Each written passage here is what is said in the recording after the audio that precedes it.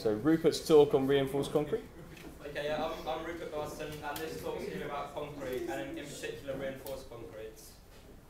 So concrete is made from a mixture of cements and an aggregate such as gravel or sand. When water is added to this mixture, it reacts with certain chemicals in the cement, and a hydrolysis reaction takes place, and the water bonds with some of the chemicals, and they become hydrates, which cause the cement to harden. They then form a macroscopic crystal lattice, which binds the particles of aggregate together in like a rigid structure. And you can see here one of the reactions of one of the things. This is tricalcium silicate, which is about 50% of cement. And you can see it's reacting with the water to form a hydrate. And also it's an exothermic reaction, which is why if you touch it, it will feel hot. Which is quite useful because it means because it's not a drying process, it's a curing, so it can set underwater. It doesn't have to be in air or anything like that. So that's quite a useful property of it. And the history of concrete, it was first discovered by the Romans, and they used quicklime and volcanic ash with an aggregate of pumice, which is quite similar to what they use nowadays in Portland cement. But then with the fall of the Roman Empire, it was lost until 1756, when a British engineer kind of rediscovered it.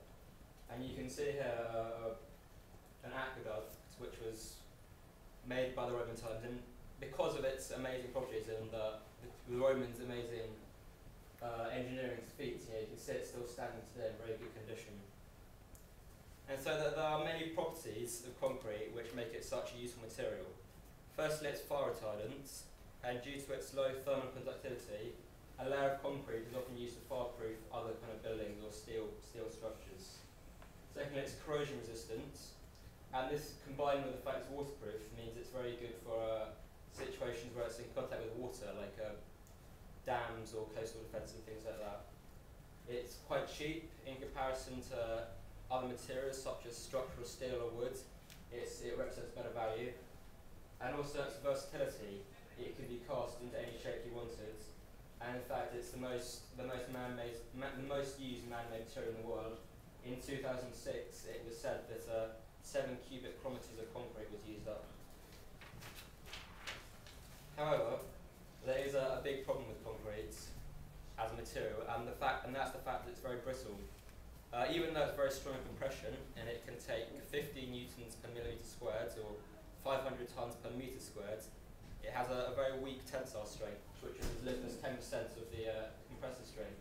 So this means that the lattice can break quite easily under only a small tension, which will result in cracks propagating and the things breaking.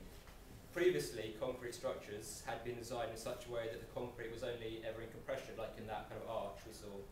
But the demands of modern buildings required that concrete had to be strong in tension also. So they had to find a solution to strengthen the concrete. And the answer was to make a compound material by coating something strong in tension with the concrete to create material that would be strong in tension and compression. And so the first is they come as reinforced concrete, and horsehair had been used previously, but in 1864, the beginning of the Industrial Revolution, the first steel reinforced structure was built. And the way they do it is they get kind of a load of steel bars, which they weld together to form like a grid or a lattice, and they pour the concrete around that. And you can see here why steel is so useful. If you look at this stress-strain block of concrete, you can see that it breaks quite easily under not that much stress. But steel has a far higher, because of this very steep part of the block here, that shows it has a very high Young's modulus. So it's quite stiff, which means that it will be better for reinforcing the concrete. And so it won't bend as much, so the concrete will stop the concrete from bending and therefore snapping. And you can see here what I mean. There's like a grid of steel rods which they're going to pour the concrete around. And there are several other properties of concrete and steel which allow them to form such a useful thing. The coefficient of thermal expansion is basically how much they expand under the heat. And you can see here they're very similar. This means that they expand by 12 parts in a million per degree Celsius of change in temperature.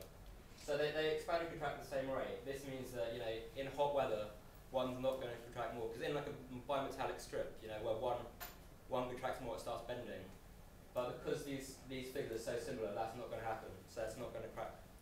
And also, when the concrete is reacting, there's an alkaline. An alkaline is created by the calcium carbonate, and this kind of puts a film on the surface of the steel, which makes it more resistant to corrosion, which would be a big problem otherwise. And then thirdly, the cement, because it's a liquid, conforms exactly the shape of the steel. So this means that the stresses can be transferred effectively between the steel and the concrete.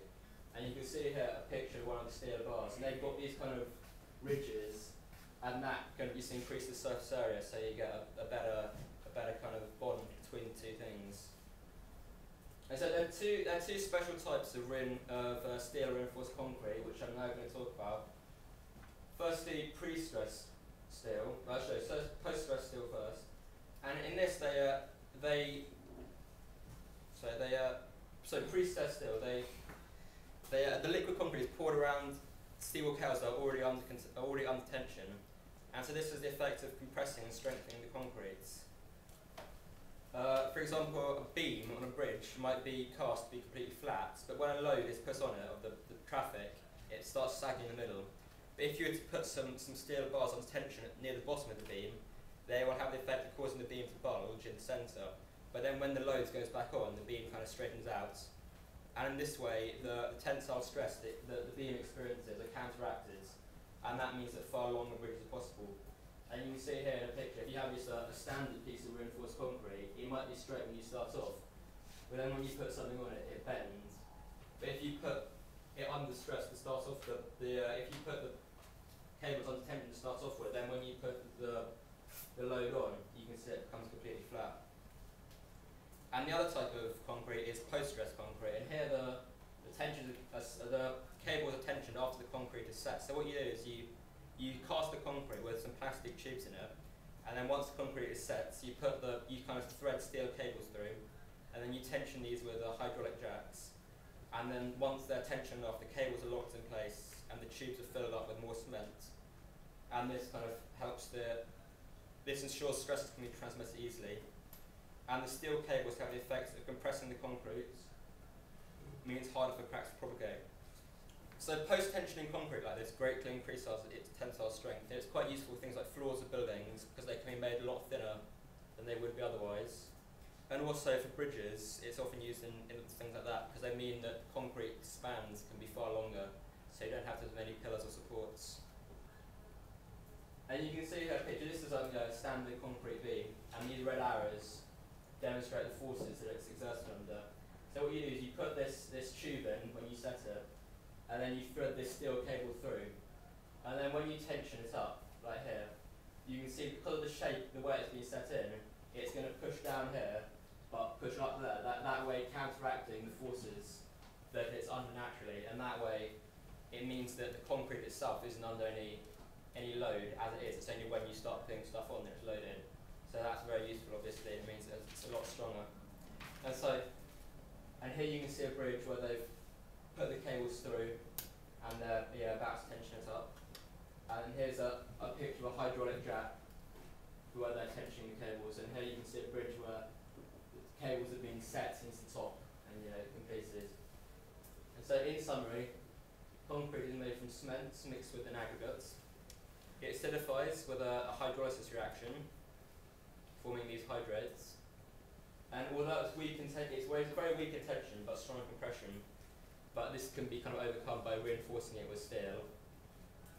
And the two special types I mentioned, pre-stressed and post-stressed, which just make it even more useful material. Okay. Are there any questions?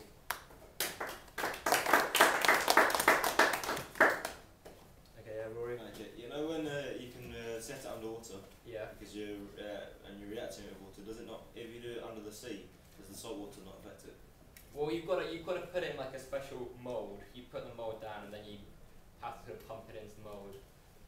But it can't be in contact with the outside water when it's setting. But as long as there doesn't have to be air, that's the point for it to set. So you don't have to kind of put a special air pump down there. Yeah. Is it cost effective to reinforce it with steel? Yeah, I mean, even though obviously it costs a bit more money, the overall increasing usefulness is far better. And if you were to have solid steel as opposed to concrete, it'd be far more expensive. So yeah, it does improve it greatly. Yeah. Chemically, what is concrete? Well, actually, chemically, the chemical formula of cement is very complicated. There are many different chemicals that go. I mean, the one I showed you, tricalcium silicate, is one of the main ones, but there are about 10 other different things that all kind of have different purposes, and I don't want to go into that much detail. Yeah. The two types of concrete you talked about, pre-stressed and post-stressed. Could you just talk about the relative advantages of either one? Let's say I'm producing a beam going in a building.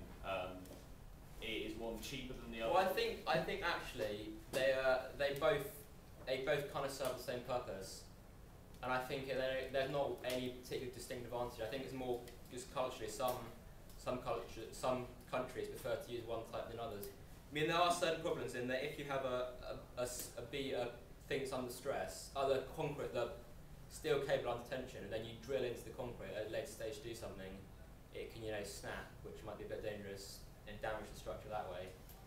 But I don't think they can be used interchangeably. I think really in most circumstances. Okay, thank you. Any other questions? Okay, brilliant. That was really good.